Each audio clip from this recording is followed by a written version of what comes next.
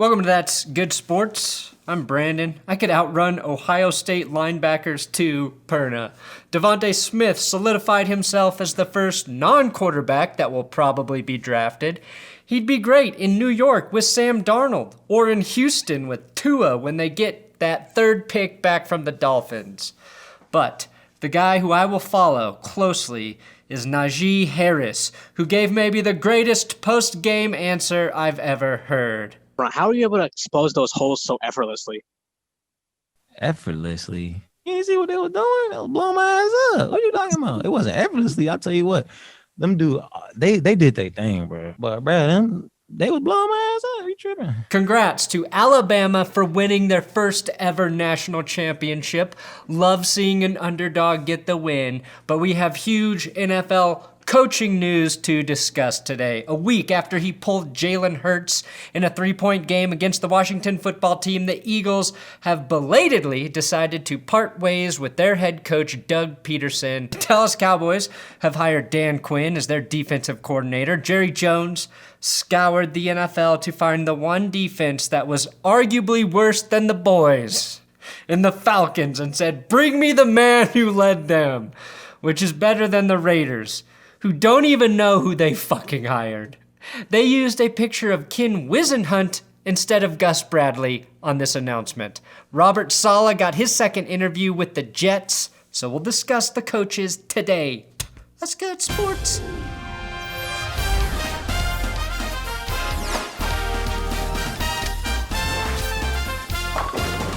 If you'd like to be kept abreast of football information, subscribe to this YouTube channel. Today's episode, though, is sponsored by Magic Spoon. And no, that's not what David Copperfield or Chris Angel used to eat soup. It's a healthy and delicious cereal that has 0 sugar, 11 grams of protein, and only 3 net grams of carbs. It's keto-friendly, grain-free, soy-free, and GMO-free. And with my promo code That's Good and link below, it's practically free. Now, I kicked eating cereal 2 years ago because of all the sugar. But Magic Spoon let me reintroduce cereal to my belly with flavors like cocoa, fruity, frosted blueberry, and brand new flavors, peanut butter and cinnamon. Magic Spoon has released a new option to build your own custom variety box so you can mix and match what you like. I recommend my patent peanut butter and chocolate mix or just straight cinnamon, since this is me on the cover of the box riding a dinosaur. Magic Spoon guarantees their cereal, so if you don't like it, they will refund your money. So click the link below, use code That's Good to save $5. MagicSpoon.com. The Dallas Cowboys did hire Dan Quinn as their defensive coordinator. And assuming he doesn't rub Tabasco in his eyes, I actually think he's an upgrade over Mike Nolan. The Raiders hired former Chargers defensive coordinator Gus Bradley, which is great because now I know, as a Broncos fan, if the Raiders get a lead, they will not be able to keep it, just like the Chargers. I, like everyone else, assumed Gus Bradley and Dan Quinn were great defensive minds, great defensive coordinators coming out of Seattle. But after they both left the Legion of Boom, it's clear that they're average. That legendary Seahawks defense got both of those men head coaching jobs. The one thing the NFL is still bad at doing is determining which coaches are made by great players and which coaches get more out of average players.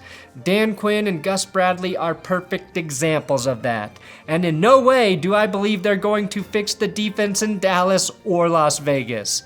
Bradley had far more talent to work with in LA than he will in Vegas, and Quinn, well, he might actually benefit from not having to be a head coach, but let's face it, Kyle Shanahan brought all of the magic to the Falcons. The report now is that Carson Wentz is likely to return to the Eagles now that Doug Peterson is gone, which the report prior was that Wentz wanted to get the hell out of Philly after getting benched for Jalen Hurts, which is funny because Wentz totally earned his benching by playing like the worst quarterback in the NFL all season long. And when Jalen Hurts came in, he looked a lot better than Carson.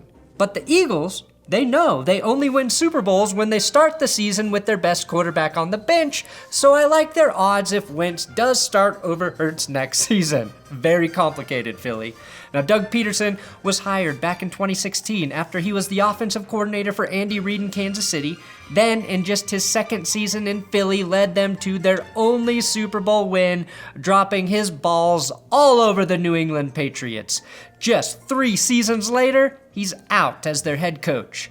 What happened in those 48 games since that led to their Super Bowl winning coach parting ways with the team? Well, when it comes down to it, despite making the playoffs 3 times, Peterson only won 10 or more games 1 time, and that was back in 2017 when they won the Super Bowl. The other 2 times, they were a wildcard team and then a 9-win NFC East champion, which is still the best team that division has offered in the last 2 seasons. The team was never a total failure until this season, but it always felt like that team was underperforming. Some of it due to Wentz being injured, and that's fair considering it's hard to be a consistent winner when your starting quarterback missed about 8 games over 2 years. And when he was healthy, they typically never had any healthy receivers for him to fucking throw to. Wentz made the playoffs last season, throwing to Greg Ward, a college quarterback turned wide receiver, JJ Arcega-Whiteside, Boston Scott, and of course, Jersey Mike. It seems like Peterson's relationship with Carson Wentz deteriorated over the last couple years. Perhaps Doug was secretly lusting for that ex-quarterback that won him the Super Bowl, and Wentz could sense it. Or maybe he was jealous of his new lover, Jalen Hurts. Come on, baby, make it hurt so good. Sometimes love don't feel like it should. So good. Carson Wentz did catch Doug Peterson singing that in the shower. There's also the angle where people noticed that the offense was never nearly as good after Frank Reich left for the Colts. Something I actually noticed. Was Doug Peterson fired, or was it one of those mutual things? According to Ian Rappaport, Doug Peterson was sick of people telling him what to do. Yes, Doug, could you, get Carson Wentz to play better? Stop throwing so many picks. Huh? Stop telling me what to do, Mom! I mean, Jeff Lurie? Sorry, my mom's name is Lori. I'll take out the trash after I beat this level and fix Carson Wentz. Don't ask me why Peterson devolved into a nerd. I'm not good at impressions. Peterson may have also just been tired of being blasted by just about everyone for doing what he thought was right in the last game of the season. Given the timing of that situation, plus that quote, it's safe to say Peterson wanted out and got his way with just enough time to join a team before the 6 other head coaching vacancies got filled.